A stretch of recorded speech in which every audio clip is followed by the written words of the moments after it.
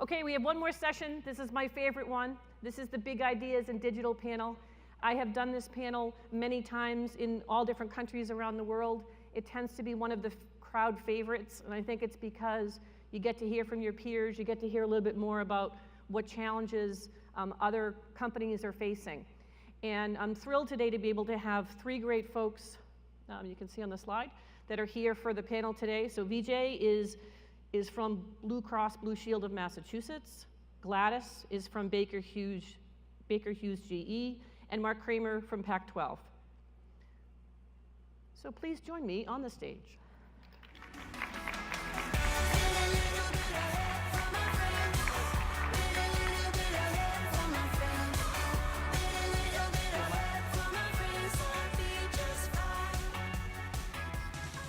First of all, let me say it's not easy. Sometimes it's almost harder to do a panel than actually do a presentation because you never know what's going to come at you. So first of all, thank you for agreeing to participate. Thank you. And I think those of you in the audience will actually enjoy a lot about kind of what they have to say. Three totally different size customers, different industries, different experiences, different challenges. But let's start first. Why don't you tell us a little bit about who you are and your company? Sure. Thank you for having us. Vijay Kukreja, I'm the Vice President for Digital Strategy for Blue Cross Blue Shield Massachusetts. I've been at Blue Cross for about 2 years, and the focus has been digital transformation and taking the company from a transactional-based company to a more customer experience-driven organization. That's really what I'm focused on. Great. Gladys. I'm Gladys Nova. I am the digital technology web and customer experience leader for Baker Hughes GE. I've been with GE for a couple of dozen years and with the oil and gas group for about four years. And we've been heavily focused on migrating to Drupal 8 over the last year and launching our newly formed company. Great. Mark. Hey, I'm Mark Kramer. I'm VP of Engineering and Technology at Pac-12 Networks and the Conference of Champions, the Pac-12. What that really means is I'm responsible for the entire engineering organization, everything from broadcast engineering to our digital experiences, IT, our data platform, and operations. Great. Okay, I'm going to start first with just kind of thinking about, talk to us about what's top of mind for you as you look out kind of the next 24 to 36 months. What's on the horizon for you? It's a great question. For Blue Cross, we've laid the foundation with Acquia, Drupal, and moved a lot of our content and sites over. For the next 2 years, I think the big push is to get more omni-channel. How do we integrate our data? We're looking at journey. How do we bring the offline experiences online, make them more cohesive? We're also focusing on how do we solve the problem of personalization, making You it owe $1. more No. personal experiences. Yeah, there you go.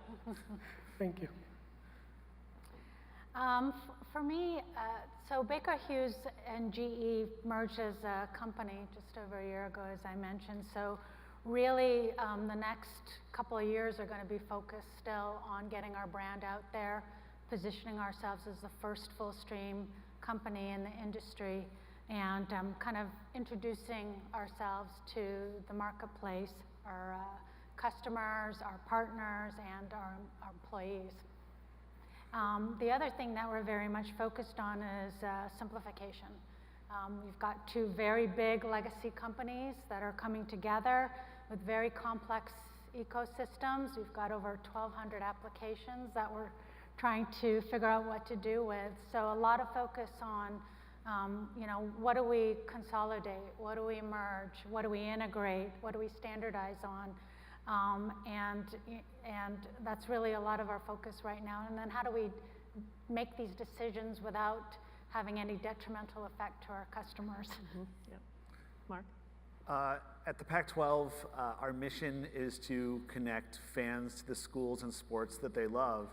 And we're in a time of very sort of significant change in how people view things on TV, what they expect, how they do or don't go see their teams in stadiums. So what we know we need to do is really reinvent TV. We need more content on more platforms faster. We can't go fast enough, and we can't create enough content for them. What that means is really moving TV production and distribution workflows to the cloud and unleashing the power of compute in the cloud so that we can invent a lot of new and exciting experiences. What is most challenging about that is we're dealing with a problem where we're watching behaviors change in our audience, but we don't really know specifically what the problem is. We sort of see the results, but it's very nebulous. So, we're trying to get our team focused on understanding this and really trying to digest this so as we move forward, we can be positioned to be agile and address the fans where they are. Mm-hmm. So Mark, let's stick with you for a minute. So tell us a little bit about, I'm going to ask each of you this, tell us a little bit about how has Acquia helped you with your digital strategy? So Acquia is really important. We're Acquia OGs, and I've been around Drupal since 4.5, and I love it. It's a community of people that I care for and respect. Acquia is really important to us because it allows us to focus on these really hard problems that are really nebulous, that we want to just very aggressively go after. So we don't have to think about our web infrastructure. It's one of those things where for our team, we're probably more aggressive in terms of what we're willing to do than most organizations. Our entire organization is about 200 people. My organization within the company is about 50 engineers. We're going to go super fast and hard, and without Acquia, I think it'd be really hard for us to do that. Mm-hmm. How about you, Gladys?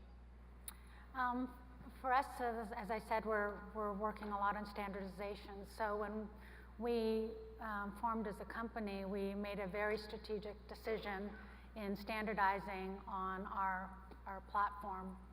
So we built out our websites on Drupal 8, and also having line of sight, knowing that I was going to have a lot of legacy sites that I would have to bring on very, very quickly with our new brand. So we also have Site Factory to help us bring on those sites in a templated, governed way, and Acquia Down, because we're a very asset document heavy industry. Mm-hmm. So needing to bring all those things in, and also we have Lyft. Cool. BJ. We have a lot of websites that we have for our clients, which are very custom. When I got to Blue Cross, there were about 200 plus separate websites on different technologies. So we kind of spoke with Acquia. They helped us understand Site Factory. And I'm glad to say we've migrated all those 200 sites over, and they've been working really well. One of the challenges with insurance is the open enrollment season, where we get a lot of new members coming in. I can imagine. And they want to understand their plans and go through all the new changes. And with Site Factory, it is great because we can replicate those sites for the custom clients we have and those members, their specific plans that they have in real time, and it's really awesome. Moving from that, the next big problem we are solving is for our mobile app. How do we deploy headless and get that same content to our members on mobile, desktop, and now we are using Acquia Site Factory in headless. Moving forward, I think the big change that is happening in the industry, you've heard of CVS Aetna mergers and ESI, Cigna. It's causing a lot of disruption, and our strategy is starting to go towards more partnerships. How do we bring in disruptive startups in the community, and how do we evolve and create new disruptive products? And to do that, there's a lot of integration needs that are coming up, and I think some of that with Journey, we can solve for that, and we're looking forward to that. Interesting. So when I first met you, you told me a very personal story. Yes. About kind of how and why you got into technology and how it has shaped your career and your objectives and kind of where you're going. So do you mind sharing that story with us? No, I can share. It's personal, but some folks know about it. It's about my mom, and it started with when she was diagnosed with a couple of chronic conditions. I was always wondering, how do I help her? How do I use technology to help her in her journey through these health conditions? And prior to Blue Cross, I was at CVS Health, and a lot of my work was focused on helping patients with prescriptions and reminding them, and it always felt like there's more we can do with technology to help patients and help their lives.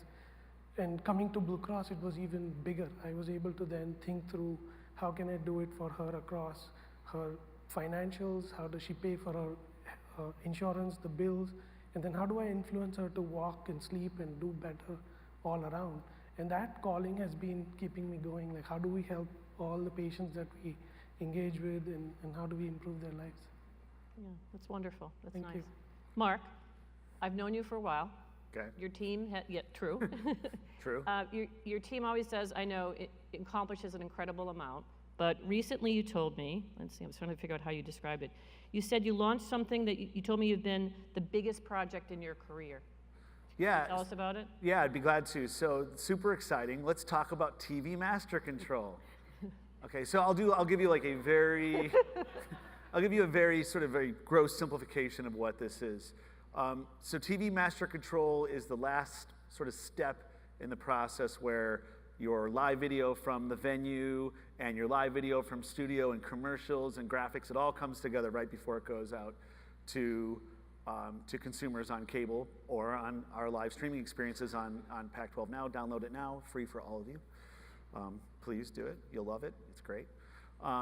And so, you know, this is really boring technology, and it's a lot of old-fashioned technology. What we did was sort of reimagine this where it's integrated with the cloud. And I would really look back to what we thought about when we launched with Drupal and what we've done for the past 5 years, which sort of serves as a template for our innovation. We thought, what if we integrated this with every freaking thing we could possibly integrate it with? Like, let's just go crazy. And it's like my diagram is nuts. It's cool. So what we've done is really set a foundation on master control. It's really us putting sort of bigger dots on the canvas now as we see convergence between our old-fashioned linear TV workflow. And when I say old-fashioned, we've only been around for 6 years. And what we're doing on digital. 12 months ago, the way we would make digital content, you would have TV shows made, we would air events, and off the end of that, you'd make lots of digital content. Today, it's all digital content that we make that eventually gets aggregated into TV shows and fills in around our live events that really drives our audience. We've done more around moving our encoding to the cloud. We've got an incredible data platform we've been working on with our schools. It is a bit of a unicorn, yes, but we're making great progress, and we're watching hundreds of users across our 12 schools. I think 300 users are now using our data platform to make decisions that ties into this stuff. Using the cloud is really important to us. Pay-as-you-go is a game changer. And the reason I say that is it takes a lot of investment to experiment, and especially when you're dealing with huge content assets, things that require a lot of compute power. If I'm going to do that in my facility, it might take me $1 million to experiment.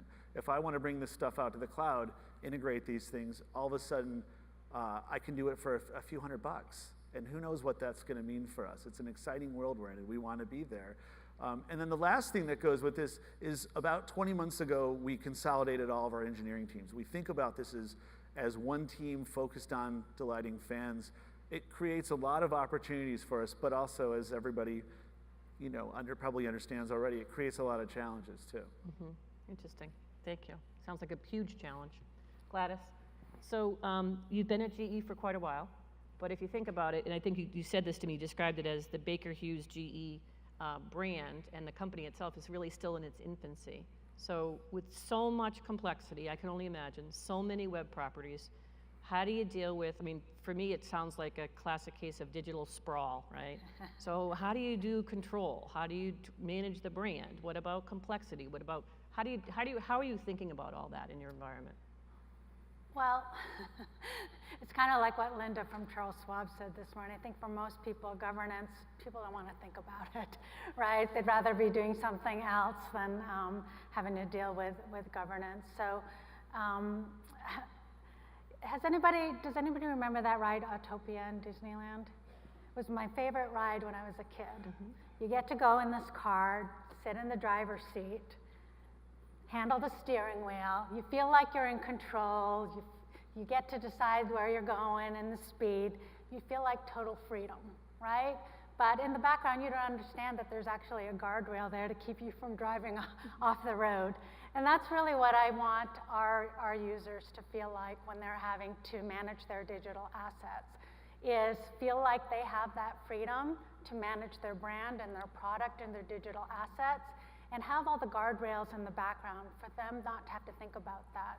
So what can we do to automate that governance process What can we do to pre-populate, give predefined templates, to take some of that decision-making out of their world and put it all in the background. So that's kind of how I think about that. I love the analogy. Can I use that? You can. Thank you. Love that. Love that. Mark, a theme that came up quite a bit during Engage, and actually Linda from Schwab talked about this as well, is around the idea of people, process, and technology. So how have you seen this manifest at Pac-12? So a consolidated team, as I mentioned, it really required us to focus on culture and creating an incredible engineering culture. And the way that we thought about this, there's Conway's Law. Who knows Conway's Law? Anybody? Nobody knows Conway's Law. Okay, so Conway's Law is another super boring thing. The Conway's Law, what it says is in companies that design systems, the shape of your system matches the communication within your organization. And so cool, let's just make one big team and then all the systems will talk to each other, right? That's not exactly how it works. So look, we do 850 events with a really small staff a year live on our TV networks. There's 3,000 events total on our platform a year. It's a total grind. Hey, guess what? It's going to happen again next year. We know that the new products are going to drive the revenue in the future that we're making, but we have a very stable, awesome business right now that we can't take the eye off the ball, use sports analogies. And so what that's meant for us is a lot of different things. It's not just simply updating someone's job description. Hey, broadcast engineer, exciting news, now you also do some streaming stuff. I'm sure it's going to work out great. What could go wrong, right? It's actually creating entirely new jobs and finding ways for people to move into those roles because it changes the default behavior. You can't allow people to go back to the default behavior if you're trying to move your organization. It's not possible. And so, communication is really, really important. I've got people that work with me here.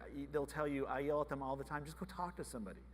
We can't stay inside of our process. I love Jira. I love Slack. There's nothing that we can do to communicate with each other enough to make these things work because, in my role, it's just so important and so hard to find a way to bring all these people together all the time and keep them in the know. They need to be a part of owning that with me. I'm going to do everything I can, but I also can't distract them, and I don't want to be the wall of distraction for them. I want them to work. But without good communication, I just think we're dead. Anyone else want to comment on people, process, technology? Disagree at all? Agree? No, I think I promised Mark I would never disagree with him. You can disagree. I think people, process, technology, especially when you're re-platforming or going through digital transformation, it's critical that the teams walk and pick up the phone or meet and talk. We have agile pods that are created on paper as agile, but folks are remote. And it's tough to say it's an agile pod, but there's nobody here. So yeah, it's critical.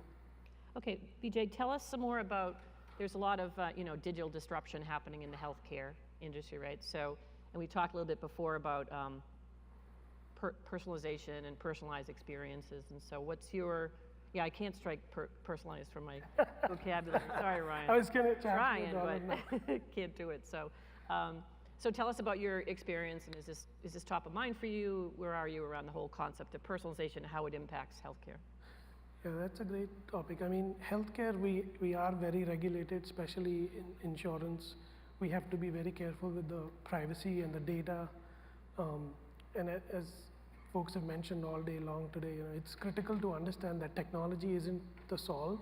It's about the member, the experience, and how do we understand and listen to the customer. We have a dedicated usability lab where we bring in real members, ask them real questions.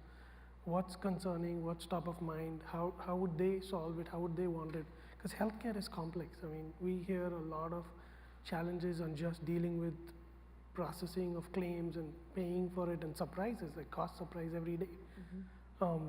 So it is a big boundary, and how we walk that line is very careful between being creepy and clear. The approach we've taken at Blue Cross is we've built this culture of test and learn, a lot of A/B testing, a lot of user experience testing, bringing the members in and asking them before we go further, are they okay with that? Are they comfortable. And with Lyft coming in last 6 months, we've been able to do a lot of that automated A/B tests and build segments. We just recently launched a digital ID card for our student population who doesn't want the plastic anymore. So we created a bunch of web pages to test, would you sign up for a digital card or would you sign up for plastic? Tested a bunch of different buttons, icons, logos. And as we start to learn more, we are getting deeper, but very cautiously because of the regulation and being not too creepy. Right, right, of course. But we're looking for help with Lyft and how the next version comes out and launch some more richer content and campaigns. A lot of testing. Awesome. So Gladys, I think personalization is kind of a jump into looking at customer journeys and journey mapping. So do you do customer journey mapping? What does that look like for you? We do, and it's interesting, when I first was asked to move to our oil and gas division, I thought, okay, well, this is a very high-tech, big industry, lots of investment. We're going to be working on some very cool things. But what we actually found is the industry is actually very slow to adopt in digital transformation. Our customers are very much more about proof of concept, small-scale digital deployments. So for us, when we're working with our customers, it's much more of an MVP, fit-for-purpose type of scenarios that we're walking through. So they're not looking for big epic journeys. Yeah. It's really very contextual, very use case driven, and just very, very focused. They're not, especially in a downturn cycle like we're coming out of, they're not making big investments, and change is very hard across all our companies. So little small point solutions that will drive big impact, and that's really what we're focusing on with our customers. Yeah, that's awesome.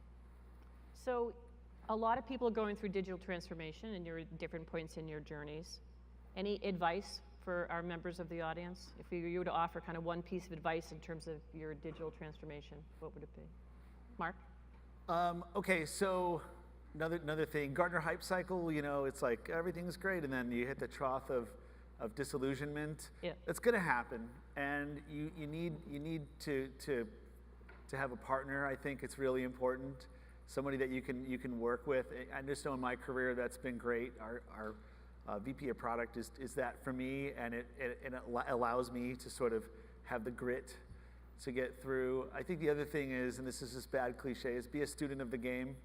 It's really great. We all often feel like imposters, and it's great if you can hear from other people about what they're doing so that you can just sort of keep things in perspective. Cool. Gladys? Yeah, I have to go back to my Six Sigma days. For me, it's always stay focused and know what your big whys are, what your customers are really are focused on, and dig down on what are those X's that are going to have the most impact against those whys. If you continue to stay focused on that, you're going to go in the right direction. I think I agree with all the points. In our case, it's also testing and learning and focusing on the key asks, bringing in the member early on, asking them what they really struggle with on the business side, but on the technology side, having that right partner. We were lucky we got through Lyft and we got through Site Factory, but as we move forward, look for a great partner who can help with that heavy lifting and integration, but then that allows us to focus on the member and the key areas they need help with. Great. Thank you for the advice. Okay, so let's last two questions, and let's switch it up a little bit, maybe have a fun question. So this is tradition in the Big Ideas in Digital panel. I always ask this question. I'm always amazed by the responses. There is no right or wrong answer, okay? And you can answer it either personally or professionally, either way. So, drum roll, here's the question. What technology do you wish was never invented? Who wants to go first? I'll go. Okay, so last time we were together, we were in Australia, and you asked me this question, and I said Java. And I got to tell you, I'm sorry, I'm back on the J train. Freaking love it again. It's the best. Now I would say probably FTP, hashtag Russians, hashtag everyone up in my stuff. Also, big shout out to running your entire business on Excel and Google Sheets /R/what could go wrong. I might need a minute. Gladys? I kind of got two. I'm always struggling with keeping my inbox down, so email is something that I hate. And one of my biggest pet peeves is texting while driving. So texting is something. Yeah, well, I especially have- when you're on those scooters out there. Those guys. Like, by the time you get off, you're like, I survived. Great examples. In my case, I think I really get challenged when I see pop-ups everywhere, and then you have to install a pop-up killer, and then they still come up. And then the invention of malware, it's really like scary. What do you do with it? It keeps coming up everywhere. So There you go. pop-ups. Okay, but we can't end on a downer, because that's a negative question. So let's do a positive question. So what would you say is your favorite technology, like something you can't live without? And you don't have to say Drupal, so it's okay. Well, that's my default answer, so we'll try something different. So I would say I just got a new record player, and it's just an incredible love affair with vinyl, and it's wonderful. For new things, I love I've got a Garmin watch. It's like the most fun thing ever. The battery lasts a long time. Also, like, I've got one of those smart sprinkler systems in my backyard. And there is nothing more magnificent on earth than being able to sit here right now and tell my wife to go outside and then hit the button to turn the sprinkler. I could do that, I wouldn't do that. Maybe the kids. I've got two. I'm a closet binge watcher, so I love my Netflix.